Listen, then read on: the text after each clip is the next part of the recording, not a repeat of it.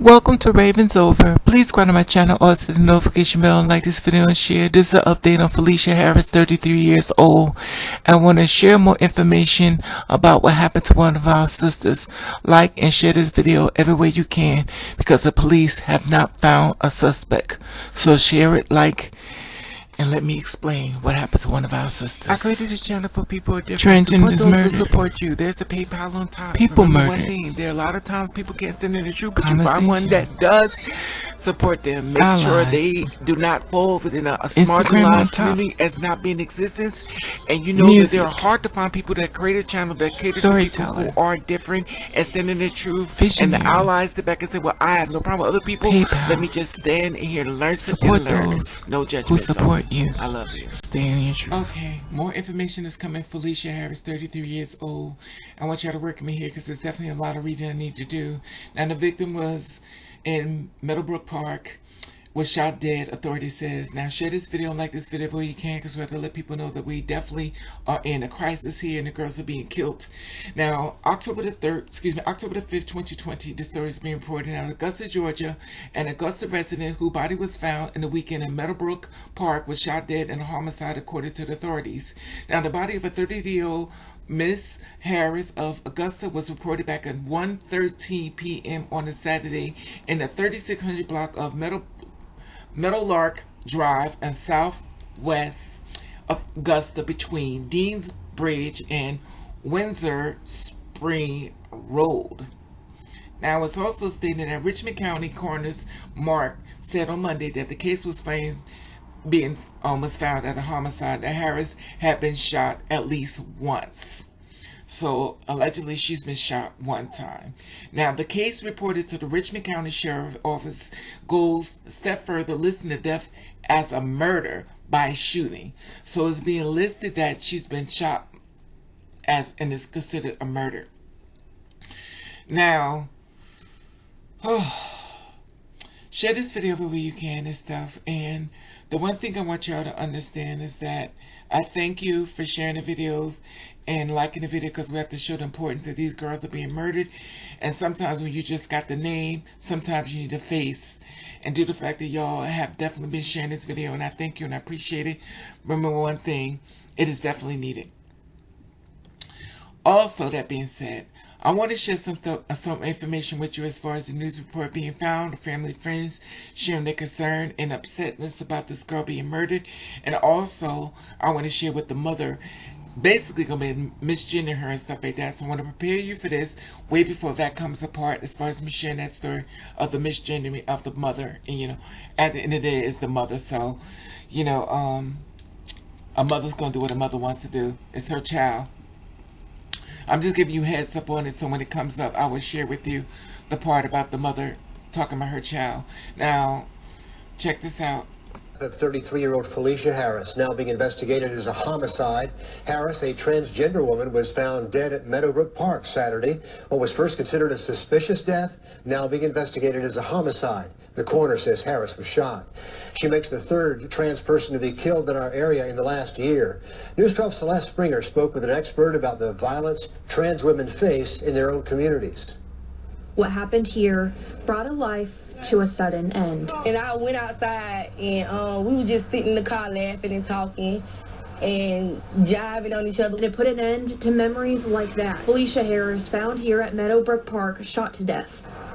I just want justice to be served for my friend. The CDC estimates there are roughly 1 million transgender adults in the U.S. Felicia, one of them. Typically, the only time people listen to trans people and trans women specifically is when we become victims of a homicide, and by then it's already too late. And it happens everywhere. A survey by the Virginia DPH found that 55% of transgender people they interviewed reported being victims of violence or crime. Transgender people, trans identities, being seen as a cultural taboo. We become easily targets because we're hyper visible. Friends say the world lost a great decorator, dancer, a sweet soul who liked to connect with people on Facebook Live. All the thing we got left now is just memories and pictures and videos. Since the day I found out it happened, I go back and watch the videos every day. But they say even without the videos, Felicia isn't someone you just forget.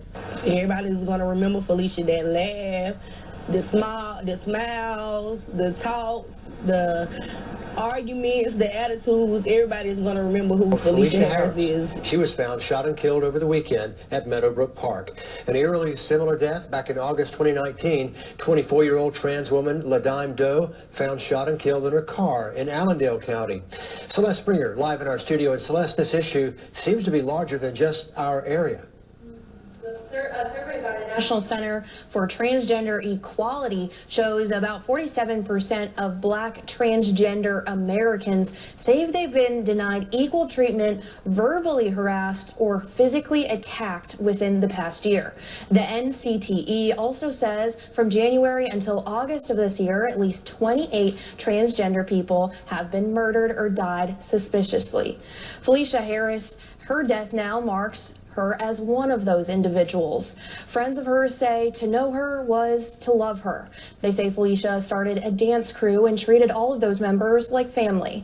They told us she even risked her life for her family, jumping into a burning building to rescue her nieces, and she suffered third-degree burns from it all. Now here's the part as far as the mother, speaking of the victim's mother, the story being reported as today is 15 hours ago. So it's basically saying that they continue following the death of 33-year-old, she's misgendering her, that Felicia was shot dead and killed on a Saturday at Meadowbrook Park. In an interview with the mother, Miss Harris, she says her few moments that was leading up to the death. It is tough time for Clara. Taylor said that this is her third child has been lost to gun violence. She says she was hoping for closure. Let me work me here. I'm gonna be saying her, but she's saying him. Just give me a heads up. I called her. I said, "What are you doing?" She said, "Mom, I'm getting ready for an interview." I said, "All right, I'm praying for you." And she said, "All right, I'll call you back," and never got the call back. The mother says that her daughter was joyful, was sexually misunderstood. She was a woman, but she lived her life as a woman. Y'all understand? Y'all can read between the lines. Okay. Because that was the feeling she had felt she was within. She said that she always supported her when she found out that she was unexpectedly killed. It was painful. Richmond County wouldn't let the mother see her daughter. They wouldn't let me identify her. They said she would be identified through fingerprints. So that part inside of me, it was very hurtful. She said that she found that heartbreaking news through social media. It was already horrible to learn through social media that I learned that I had to stay out of there extra.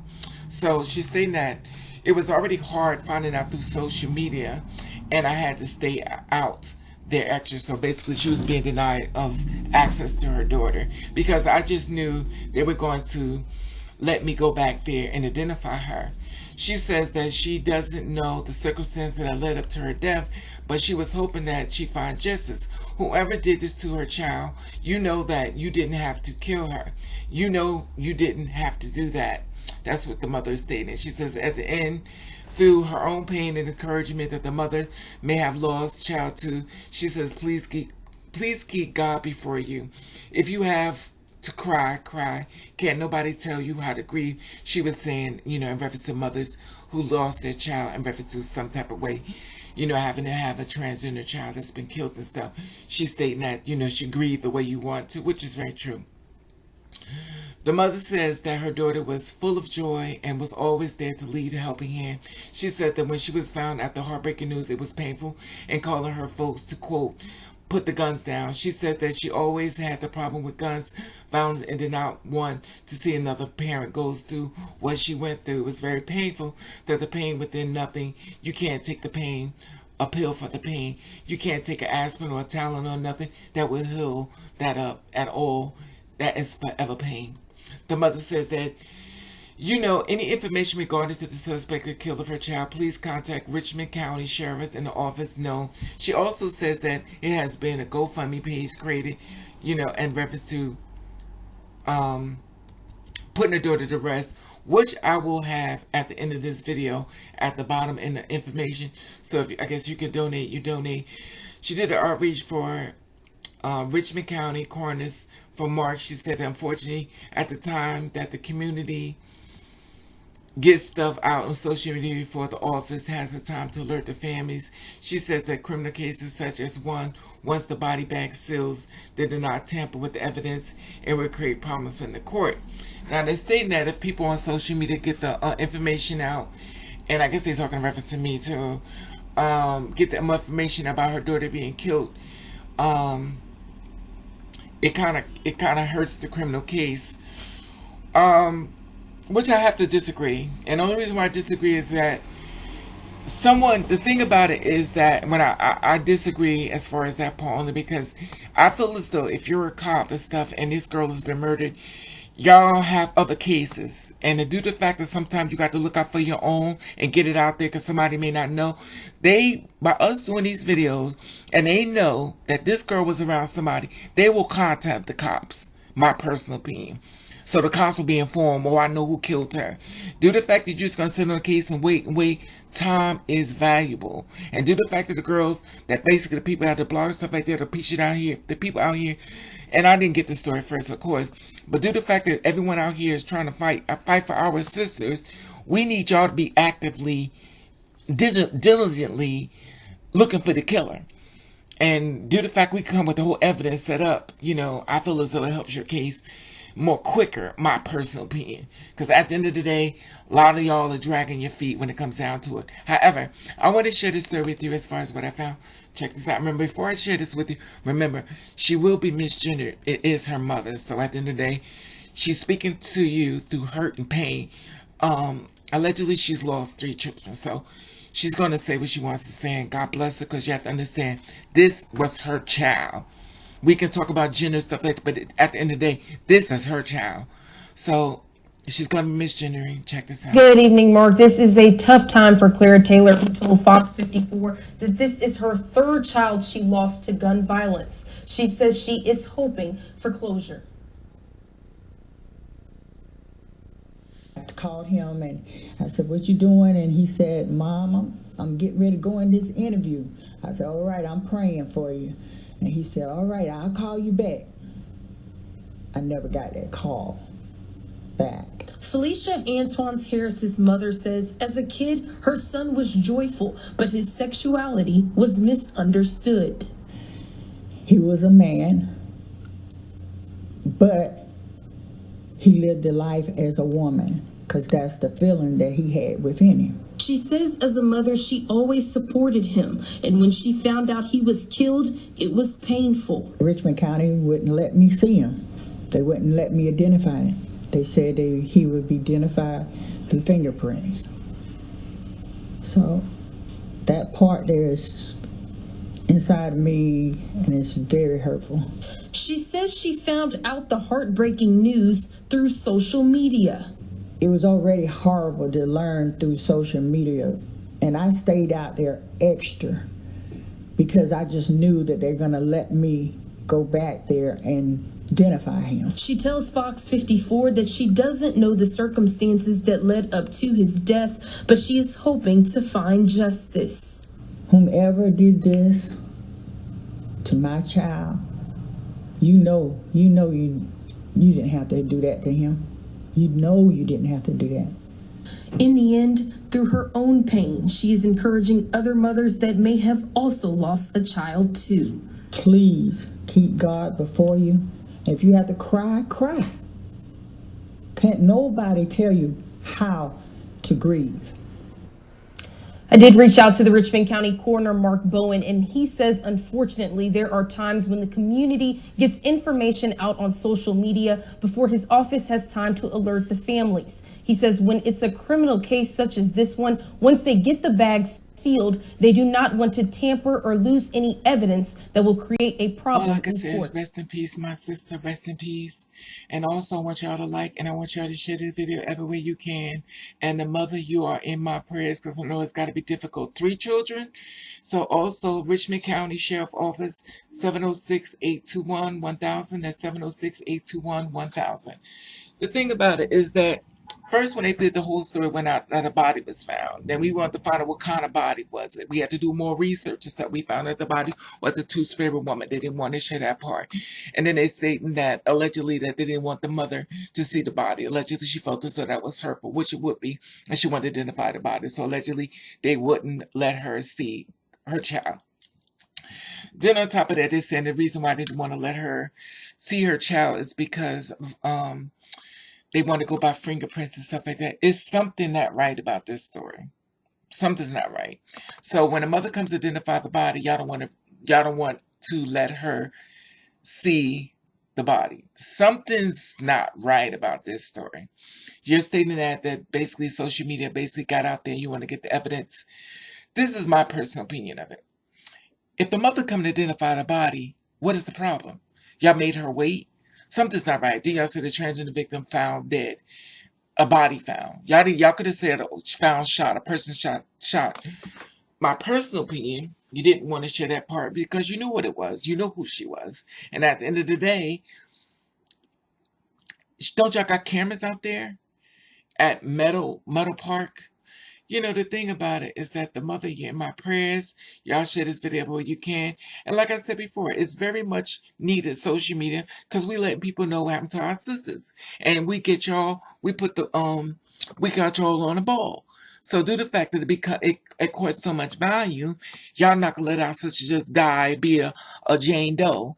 So due to the fact that we set up there and we say, oh, no, you mess with our sisters, we all coming, and we're coming. And at the end of the day, the mother's had a loss and she's hurting. So like I said before, y'all share this video where you can, like this video, and let's share it every way you can, because I'm sure somebody's seen something. Somebody know how us is in a murder. So she may have said something to somebody. She may have said she was going to visit somebody. They should check her cell phone. They should check her text messages. We're in 2020. It is not hard to find a criminal. So please subscribe to this channel so I get an update and stuff. I'll let you know. At the top, there's the Instagram button. You follow me back.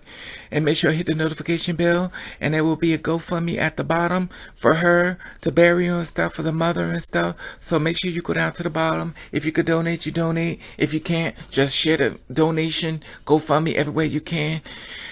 Whew. Comment below. I'll be reading this. You know, this is horrible. This is really bad on so many levels.